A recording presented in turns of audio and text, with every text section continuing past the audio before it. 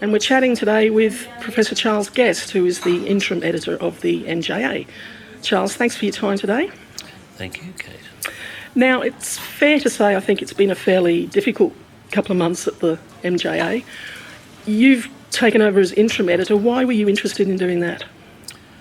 Well, I've been interested in the Medical Journal of Australia since I wrote my first article for it 30 or more years ago, and before that as a reader. Yep. And I've been on the editorial advisory committee in recent years and was keen to assist the journal as it goes through an editorial transition.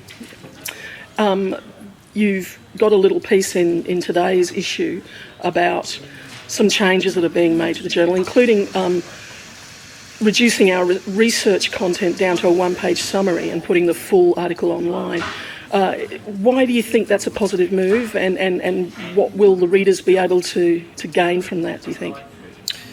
Well, the one-page research summary is an idea that comes from other generalist medical journals. It's part of the transition to online publication. Yep. And it enables people to see quickly what an article is about, and if they want more content they can get it online in due course. When we move to online only publication, of course that summary will disappear from a hard copy publication. Yes. Whether we continue to publish summaries of this kind after the online transition remains to be seen. And of course that content, being research content, is open access online, so there's no cost to people to be going to read the full article. Do you see yourself making any big changes yourself as interim editor, or is your role sort of to play umpire, as it were? Well, that's what I've said. Yeah. In my short piece today. I don't expect as interim editor to introduce a lot of sweeping changes to the Medical Journal of Australia. I'm sure the board wouldn't want me to do that, and nor would I consider that appropriate. I'm busy with the usual editorial umpire function. Will we publish this piece or won't we? That's the kind of decisions, working closely with the deputy medical editors at the moment, meeting with them on a regular basis, assisting the transition to a new building. That's another challenge ahead of us. And the board, I expect, will appoint the editor-in-chief of the journal in the coming months. Yep.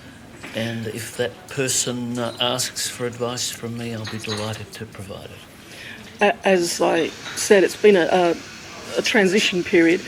Should people be reassured about the future of the MJA? I think the outlook for the Medical Journal of Australia is bright. The board is very closely involved in changes that are needed in this period of publishing history as we move from hard copy to online only publication. I think this is a very important activity to be involved in, and that's why I'm doing it. Excellent. And you have no concerns about the editorial independence in terms of content decisions for the journal? Well, that's a leading question, Kate. It is. Do I have concerns about editorial independence as of this moment? No, I do not. Excellent. Look, I think the outlook for the journal is bright. Research submissions continue. Always open to suggestions from readers about improvements we might make. My email address is in the piece there. I have a MJA email address. If anyone wants to contact me directly about the shape of the journal or its future, I'd be delighted to talk with them. Fantastic. Thank you for your time today. That's a pleasure.